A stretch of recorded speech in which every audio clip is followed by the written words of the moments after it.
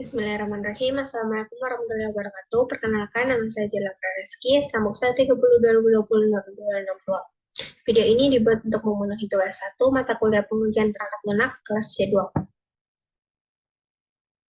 Nah, langsung saja. Di sini saya mengangkat studi kasus yang berjudul aplikasi inventory peralatan mekanik unit BRT UNAS berbasis web menggunakan metode black box dan white box testing.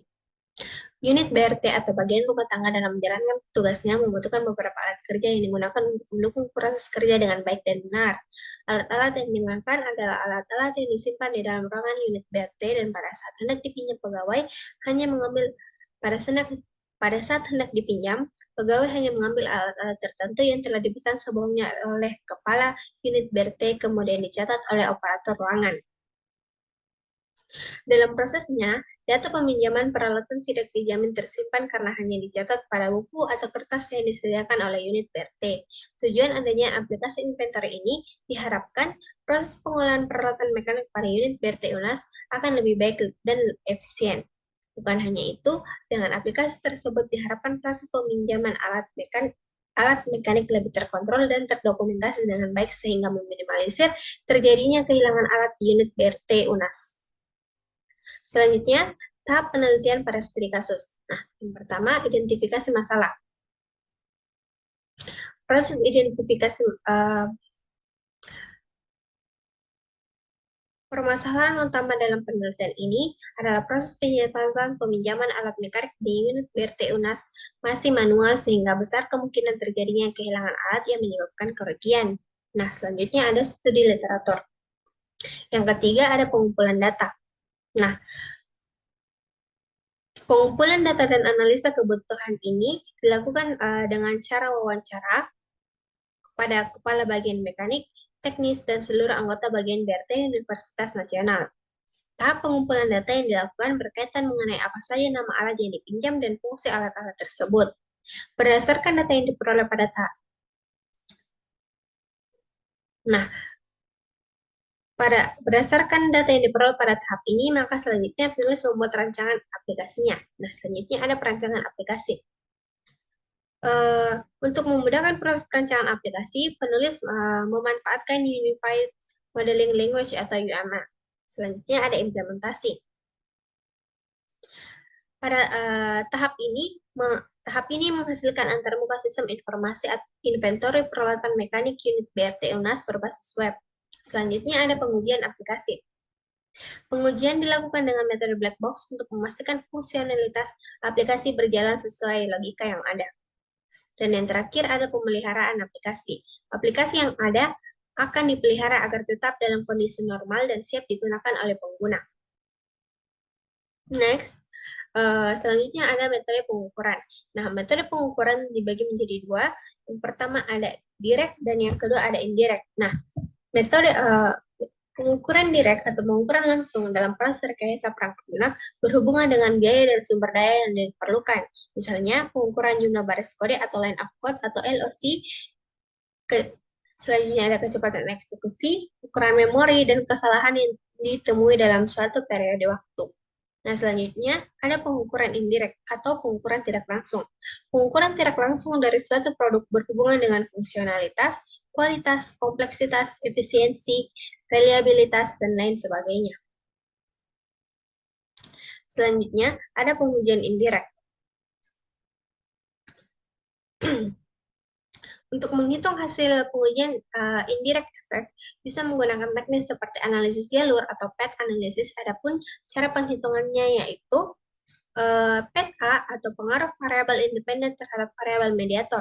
Misalnya, jika A adalah pengaruh variabel X terhadap variabel mediator Y, gunakan regresi linear untuk menghitung koefisiensi jalur A. Nah, pada PAT B atau pengaruh variabel mediator terhadap variabel dependen, hitung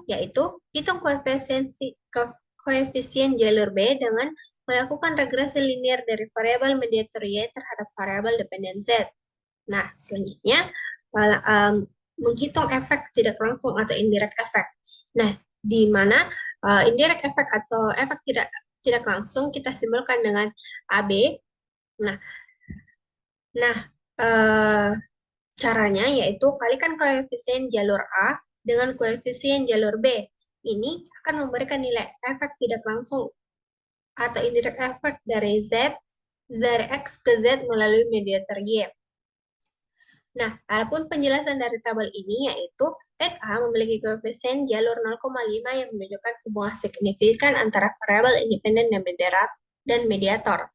Nah, pet B memiliki koefisien jalur sebesar 0,7 yang menunjukkan hubungan signifikan antara mediator dan variabel dependen. Nah, yang terakhir, indirect effect atau yang kita simpulkan dengan AB bernilai sebesar 0,35 yang menunjukkan adanya efek tidak langsung atau indirect effect yang signifikan dari variabel independen ke variabel dependen melalui mediator. Nah, selanjutnya kita akan membahas mengenai kualitas kontrol. Nah, kualitas kontrol di sini ada 4. Yang pertama yaitu validasi data. Validasi data berarti memastikan bahwa data yang digunakan merupakan representasi yang tepat dari kondisi fisik inventory. Nah, yang kedua ada akurasi perhitungan. Nah, akurasi perhitungan yaitu bahwa perhitungan tersebut akurat dan tidak terjadi kesalahan perhitungan yang dapat mempengaruhi jumlah persediaan yang sebenarnya. Yang ketiga ada kesesuaian dengan standar dan prosedur. Yang ini termasuk pembaruan data secara teratur, pengawasan yang ketat terhadap perubahan persediaan, dan dokumentasi yang akurat. Dan yang terakhir, perbaikan berkelanjutan. Nah, untuk perbaikan berkelanjutan, maka perlu melakukan evaluasi terus-menerus terhadap sistem kontrol inventory. Perbaikan dan peningkatan terus-menerus harus dilakukan berdasarkan temuan dan umpan balik dari proses kontrol yang ada. Selanjutnya ada kualitas jaminan. Kualitas jaminan ada 5. Yang pertama, pemantauan dan evaluasi terus-menerus atau proses manajemen inventory, memungkinkan identifikasi masalah atau ketidaksesuaian sejak dini. Yang kedua, menetapkan standar operasional untuk setiap aspek manajemen inventory, mencakup prosedur penerimaan barang, penyimpanan, pengambilan, dan pencatatan. Jaminan kualitas memerlukan pembaruan terhadap peraturan dan prosedur secara berkala agar tetap relevan dengan perubahan lingkungan bisnis atau teknologi yang terjadi. Yang keempat, ada melakukan pengujian kualitas terhadap barang yang diterima sebelum disimpan dalam inventory. Hal ini penting untuk memastikan barang yang masuk ke inventory sudah memenuhi standar kualitas yang ditetapkan. Dan yang terakhir, melakukan audit dan review rutin terhadap proses manajemen inventory. Hal ini membantu dalam mengidentifikasi kelemahan, penyimpangan, atau area yang memerlukan perbaikan. Next, kualitas biaya.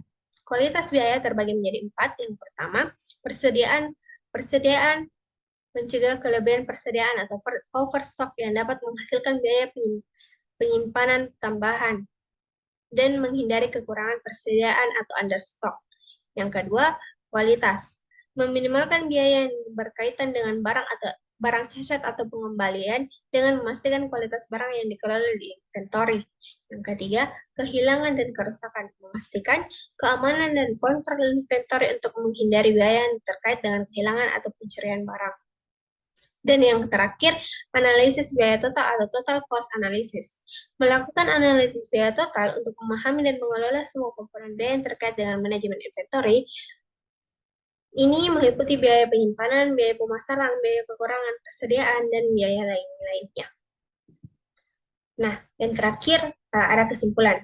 Nah, pengujian indirect effect atau pengujian tidak langsung memainkan peran penting dalam memahami relasi antar fitur atau fungsi dalam perangkat lunak, memastikan kualitas yang lebih tinggi dan mengidentifikasi potensi masalah atau risiko yang mungkin terlewat. Ini memungkinkan tim pengembang untuk membuat keputusan yang lebih baik, memperbaiki produk, dan meningkatkan pengalaman pengguna secara keseluruhan. Nah, mungkin itu saja yang dapat saya sampaikan. Kurang dan lebihnya mohon dimaafkan. Wassalamualaikum warahmatullahi wabarakatuh.